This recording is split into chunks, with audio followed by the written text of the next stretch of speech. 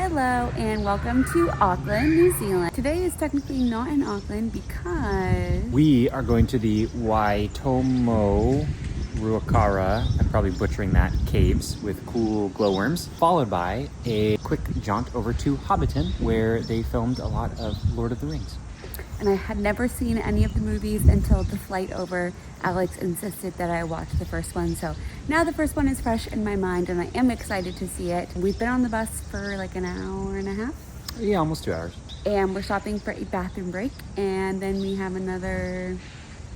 maybe 15 minutes? Oh, weird.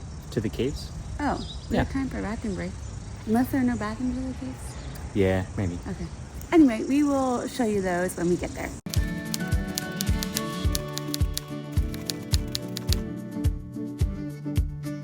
Alex got his first flat white with oat milk. What do you think?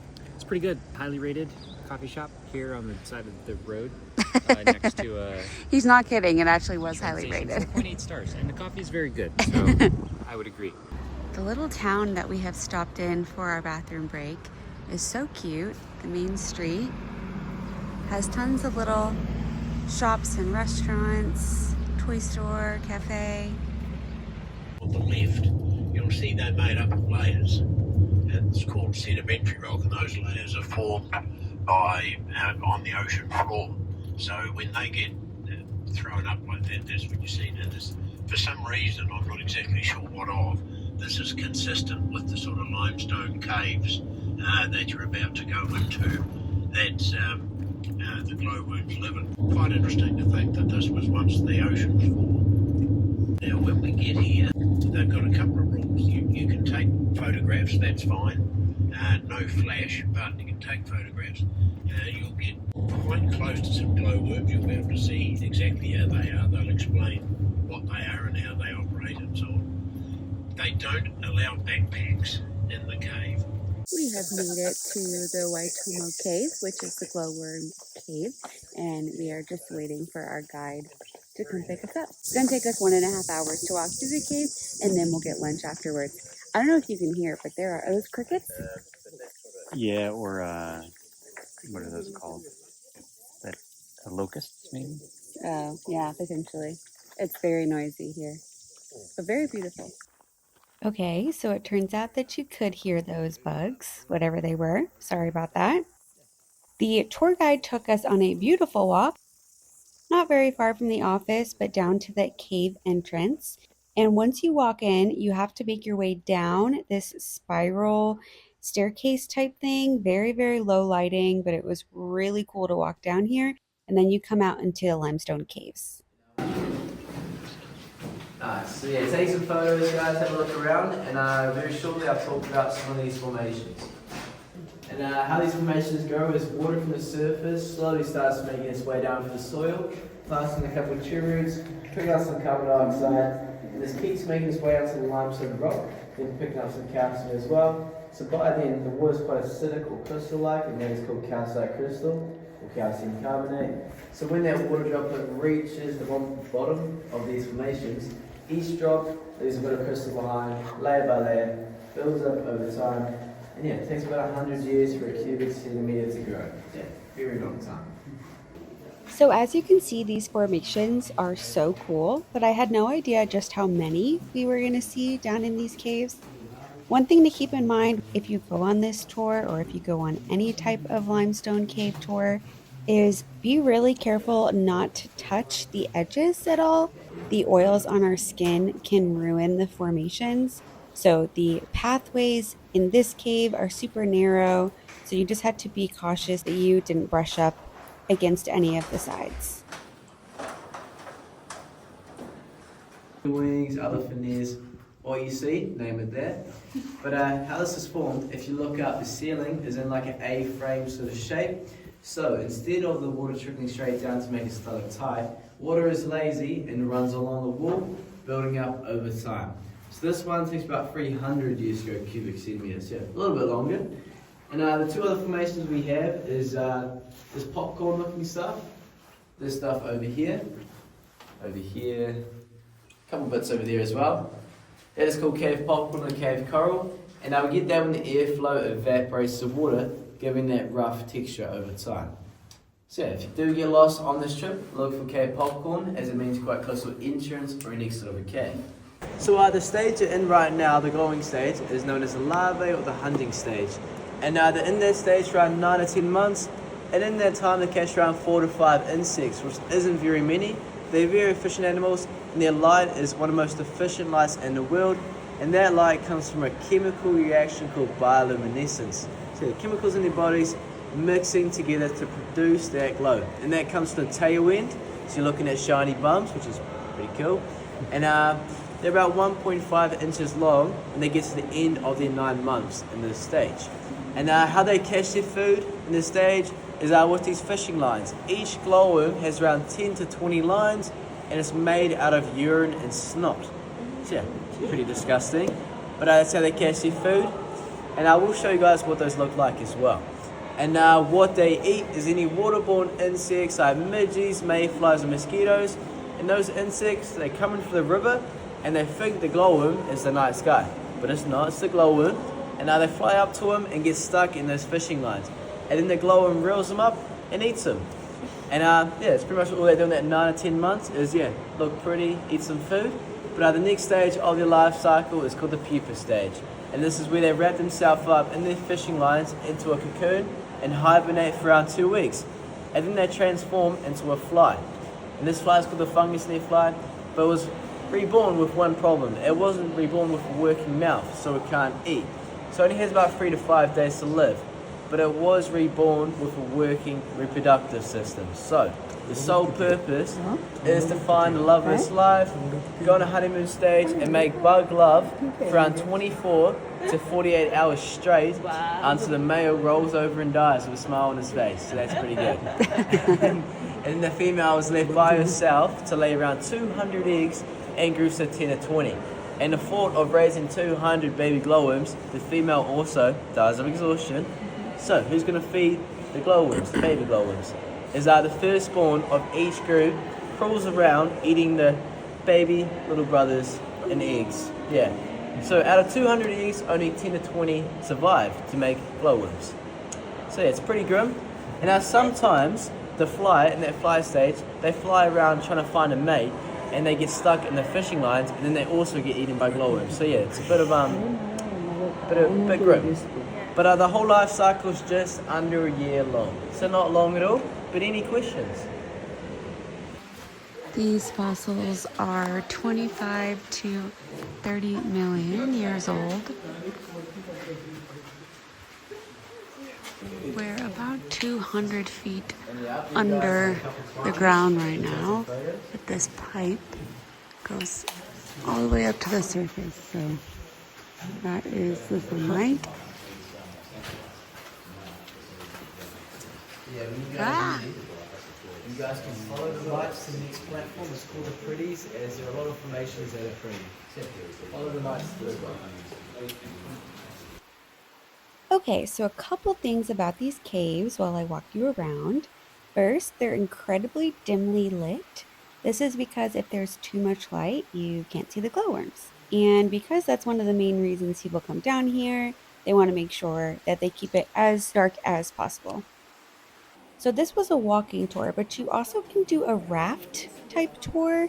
You may have noticed a short video of that a second ago, but basically there's water running along the bottom of the cave. So if you're brave enough, you can get into those icy waters on a raft and float down the cave while looking at limestone formations and glowworms. There are other caves besides this one in New Zealand that offer a similar experience, but I can't speak to how good those are compared to this one. We can say we loved this tour and loved our guide. He was super knowledgeable and super engaging. Also, something to note is it gets a little chilly down here, so bring a jacket if you ever come. This reminds me of the Bat Cave at the beginning of Thunder Mountain. You guys know what I'm talking about? I'm talking in my hands. The hole is about 45 meters tall, another 15 meters to the surface. Yeah, it's a pretty big hole.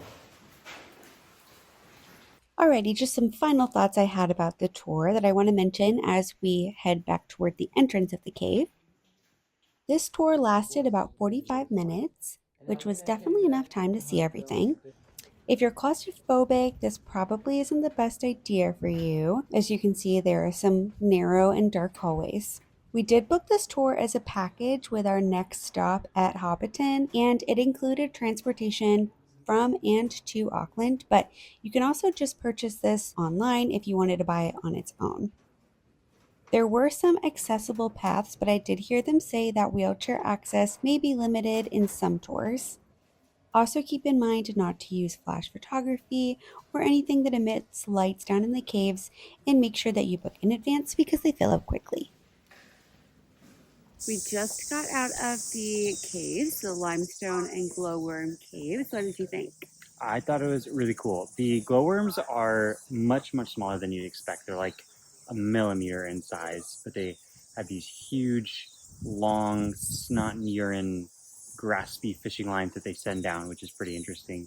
But they're very small, but they glow very brightly, which is amazing. Yeah, now we're headed to lunch, and I'm very hungry, so I'm very excited. And then Oh, yeah, and then Hobbiton. We stopped in this gorgeous park for lunch.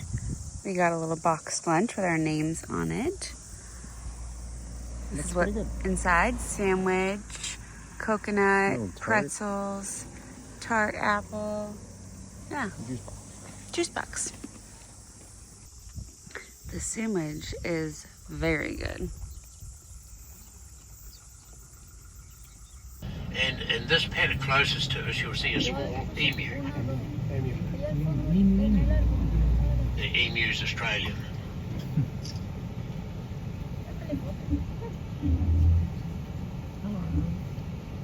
Quite interesting. Now, both those birds belong to a group of birds called ratites.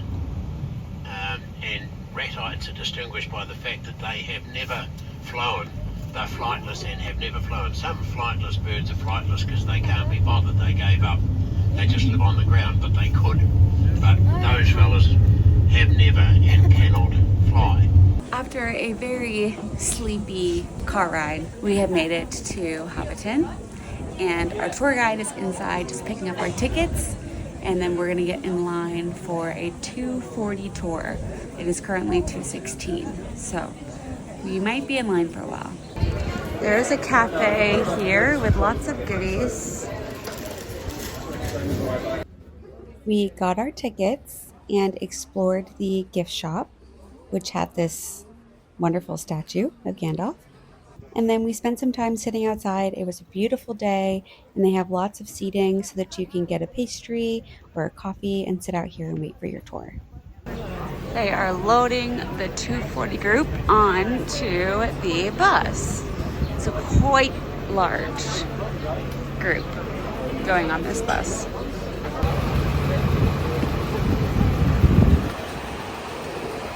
The temporary Lord of the Rings movie set. That was then torn down. The Alexander family were left with about 17 hobbit holes with sheep in them, and then they came back and they built the Hobbit movie. Once you get off the bus, there's a section of umbrellas that you can take. If you've seen any of our other videos, you will know that we are very excited about that because we like to be shielded from the sun. Welcome everyone to Middle Earth. Now this area has got a very creative name. It's called Gandalf's Cutting, and the reason it's called Gandalf's Cutting is because Gandalf and Frodo come on a cart through the cutting behind you, and then they head on through Hobbiton. Now, there were 3 carts that were used in that scene in the Fellowship of the Ring. There was a large cart, a normal sized cart, and a cart with 2 seats 3 meters apart. And the reason for that cart with 2 seats 3 meters apart was for a camera trick. And that camera trick is called forced perspective. So the idea being you have a tall Ian McKellen playing the wizard Gandalf on the front, and you have a shorter Elijah Wood playing Frodo, a hobbit, on the back. And when the camera's in a certain position, you can really see the height differences between those 2 characters. And it seems as though they're sitting right next to each other as well. The blue door, we also have activities like the chess players. And then this one is linked to a job. So people at the front, can you spot any clues that tell you who could live here based on what you see? There's a clue on the postbox or mailbox. Fisherman? The fisherman Hobbit, that's it, yeah, the fisherman. So you've got the fishing rod above the door, you've got the catch of the day on the sign, and then the smoker as well with fishing. The tour guide just made me and Alex the new tour guides. Honorary tour guides. We're directing the group somewhere. I don't know. He told us there were 41 people on the tour for us to keep track of. So, yeah, not sure where we're going, but they're all following me.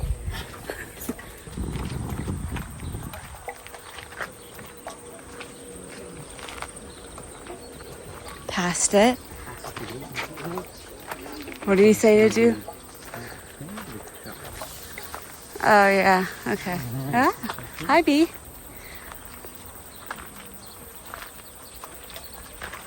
Did you say go on? I don't know what he said. Can I hear a boo for Lobelia? Boo. A louder boo. Boo. Very good. Much better. Excellent. We also have the Sackville Baggins' orchard as well, complete with apple, pear and quince tree.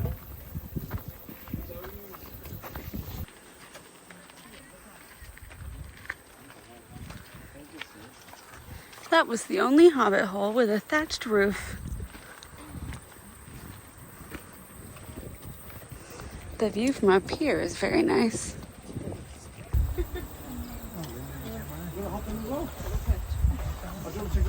This actually is a permanent set. This is not the original set from Lord of the Rings. That was a temporary set that they took down, and then once they remade the set for the Hobbit trilogy, and this is the permanent Hobbit set that they left after that in 2009. It's an absolutely gorgeous day. Hobbit holes as far as the eye can see. This is supposedly the most recognizable scene from one of the movies. It's a cute house.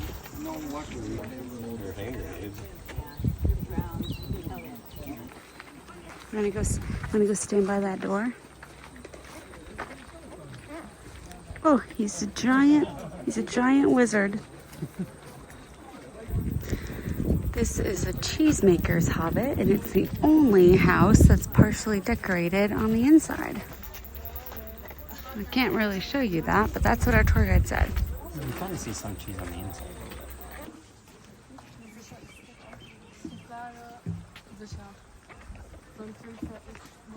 Number 3 is the final scene in the greatest movie trilogy of all time, in my opinion. The yellow door closes, it fades to black, and it says the end. But it's also a family moment for the actors as well, so let me explain. We have Samwise Gamgee the Brave walking down. Time to go inside. You can go in. What's happened to Jacob? Oh, there he is. It's funny that you have to duck because I definitely do not. When's it in here though? It's mostly okay. You feel tall in here. It's a perfect height for me. Yeah. Welcome home. Thanks. See? Oh, there's air conditioning in here. This is nice. Got no roaches or nothing. You're in trouble now. Wow, this is a really good night. It's okay, it's movable. I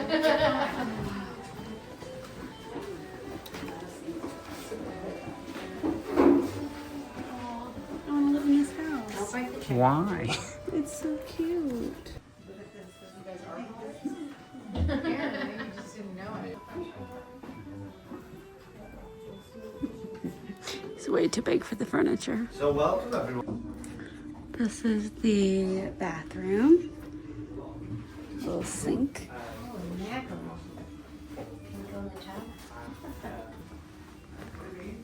Little vanity.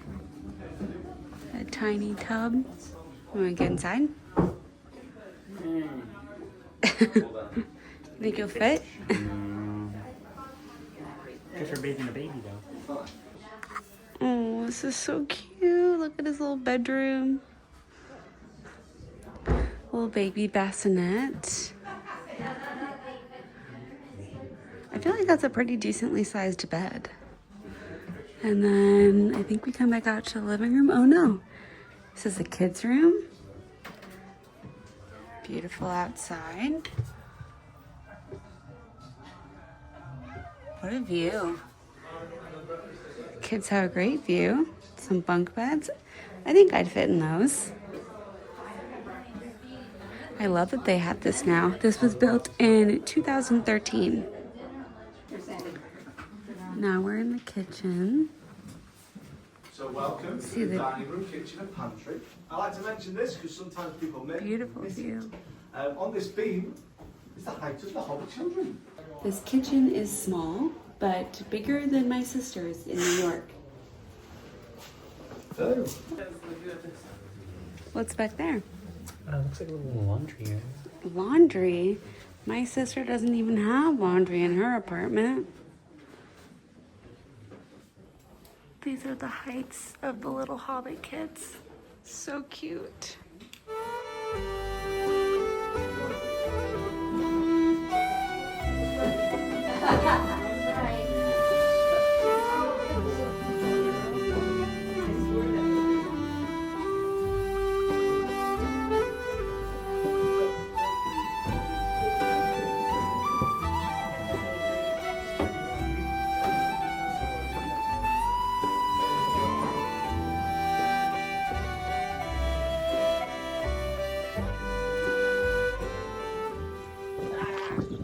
Okay, the tour of Hobbiton technically is over, and now we are walking to the Green Dragon, which is a pub, and it has a beautifully thatched roof that I'll show you in a second. And the tour ends with a complimentary drink. They have 4 different types, 3 that are alcoholic, and 1 that is a ginger beer that is non-alcoholic.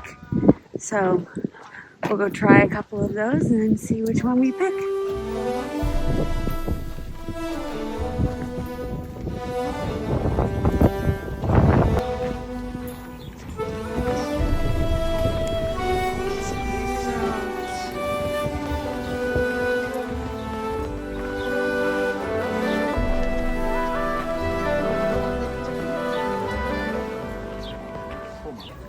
I found this beautiful cat. Look. Are you a kitty that lives here? Oh my goodness, so pretty. So I totally forgot to film an outro for this video. I'm so sorry. We thoroughly enjoyed our drinks, got back on the bus, and slept the whole way home. Our next video will be of Auckland, the city, rather than the day trips that we took from the city. So be sure to look out for that, and thanks for watching.